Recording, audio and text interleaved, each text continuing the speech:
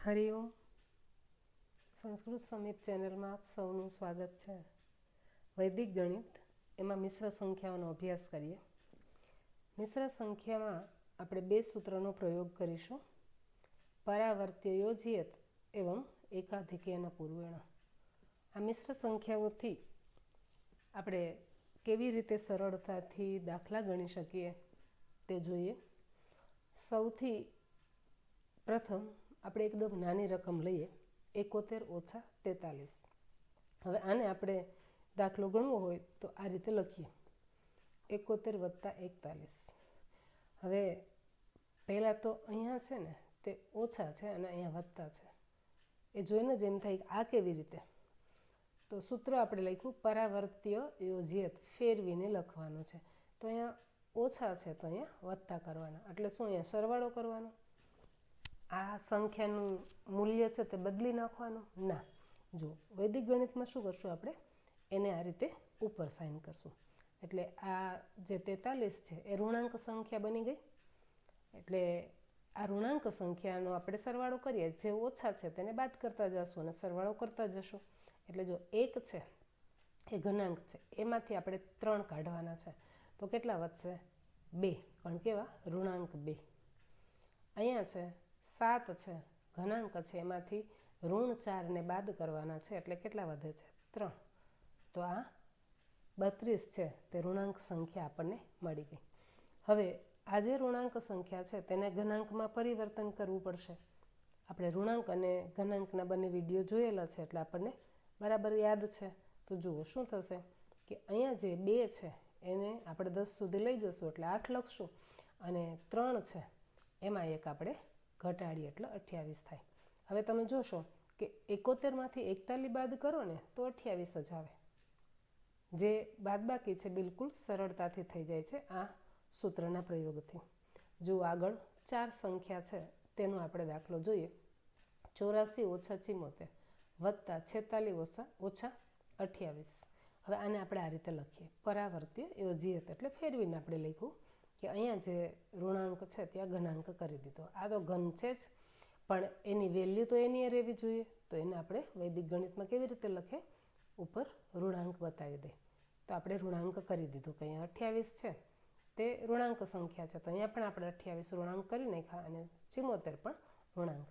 હવે આપણે ગણીએ કે ઘનાંક 4 છે એમાં 4 ઉમેરીએ, પણ અહીંયા માઇનસ છે એટલે શું કરશું, ઋણાંક છે એટલે એમાંથી ઘટી જશે. તો 4માંથી 4 જાય એટલે 0. હવે 0 + 6, તો 6 જ રહેશે. અને એ 6માંથી આપણે કેટલા ઉમેરવાના થશે? 8, પણ ઋણાંક છે એટલે એનો જવાબ શું આવશે? 6, એમાંથી 8 નીકળે એટલે કેટલા વધશે? -2, જેને ઋણાંક તરીકે આપણે મૂકીએ છીએ. હવે અહીંયા ફરી 8 છે એમાંથી આપણે ઋણાંક છે એટલે 7 ઓછા થશે એટલે 1 ઘનાંક વધશે, અને 1 ઘનાંક એટલે 1 + 4 એટલે 5. 5માંથી આ 2 ઋણાંક બાદ થઈ જાય એટલે 3 વધે, તો આપણે અહીંયા 3 મૂકીએ. તો આ 3 થયા એ ઋણાંક સંખ્યા છે, એમાંથી આપણે ઘનાંક બનાવી નાખીએ. 2 છે એટલે 10 સુધી લઈ જતા 8 બનશે, અને 3 છે એટલે એમાંથી 1 ઓછું કરી નાખીએ એટલે 2. અહીંયા પણ 28 જવાબ. આખો દાખલો ગણીએ એટલે આપણને મળે જે જવાબ તે 28 મળે. બિલકુલ સરળતાથી થઈ શકે છે. જુઓ ફરી પાછી આપણે 4 રકમ લઈએ. 64 - 44 + 29 - 37. એને આપણે આ રીતે લખ્યું. હવે એને આપણે ઋણાંક જે છે તેને ઋણાંકની સાઇનથી ઓળખીએ. હવે શું કરશું, આ 4માંથી 4 જશે એટલે 0. 0 + 9 એટલે 9 થયા. હવે 9 એમાંથી 7 ઋણાંક છે એટલે બાદ થઈ જશે એટલે 2 વધશે, એટલે આપણે અહીંયા લખશું 2. એવી જ રીતે 6 છે એમાંથી 4 બાદ થઈ જાય તો 2 વધે, તો 2 + 2 એટલે 4, અને આ 4માંથી આ 3 બાદ થઈ જશે એટલે કેટલા વધે છે? તો કે 1. જે આપણે પ્રોપર ઘનાંક જ મેળો છે, એટલે કંઈ ઋણાંકમાંથી ઘનાંકની જે ફેરબદલી કરવાની છે તે નહીં રહે. આગળ જુઓ, ફરી એક દાખલો જોઈએ. 3 રકમનો જોઈએ. એ પણ એટલો જ સરળતાથી આપણે ગણી શકીએ. 482 - 197 + 731 - 289. હવે એને આપણે પરાવર્તન છે યોજયત કરીને લખી નાખ્યું. હવે જે ઋણાંક છે તેને આપણે ઋણાંકથી ઓળખી લઈએ આ સંખ્યા છે તે ઋણાંક છે.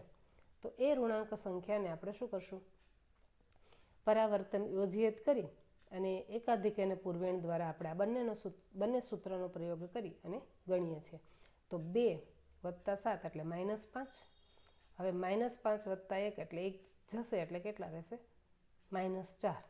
હવે એ -4 + -9 એટલે -13 થયા.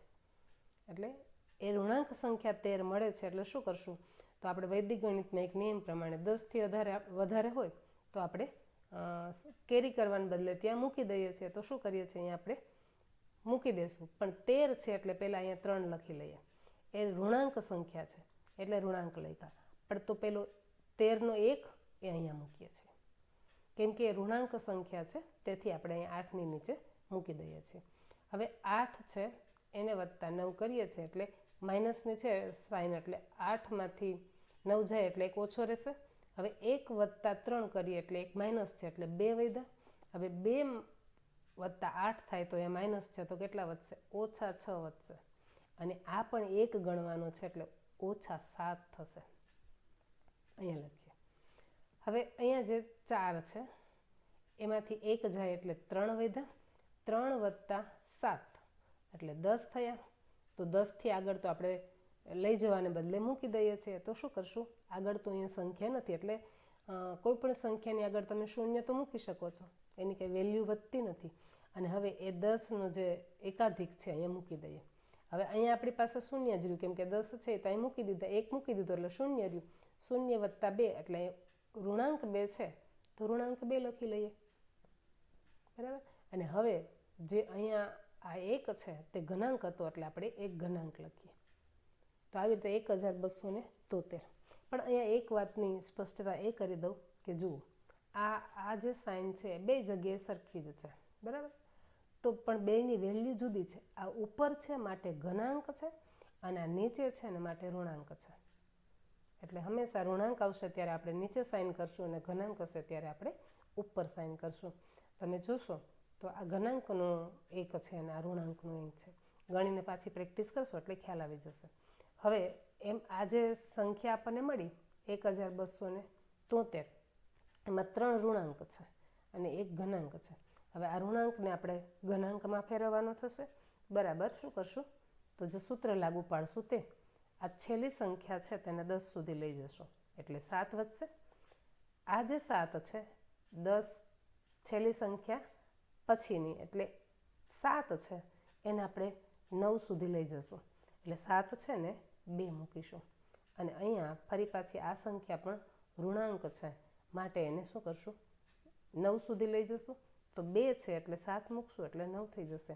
અને એક ન્યૂનેન પૂર્વેણ આગળની જે સંખ્યા છે તેને ઘનાંક કરીએ ત્યારે 1 ઘટાડવાનો હોય તો 1 છે એને ઘટાડી દઈએ તો કેટલા થાય, 0. તો 727 થાય. આ દાખલો આપણે આપણી પારંપરિક પદ્ધતિ પ્રમાણે ગણીએ ને તો એ જવાબ 727 આવે. અને આ વૈદિક પદ્ધતિ મિશ્ર સંખ્યાઓની ગણતરી કરીએ તો પણ આ જવાબ આ જ આવે. તો બહુ સરળતાથી મિશ્ર સંખ્યાઓને આપણે ગણી શકીએ છીએ, ઝડપથી ગણી શકીએ છીએ અને ભૂલ રહિત ગણી શકાય. તો આવી સુંદર મિશ્ર સંખ્યાઓનો શીખવા માટે પ્રયત્ન કરો.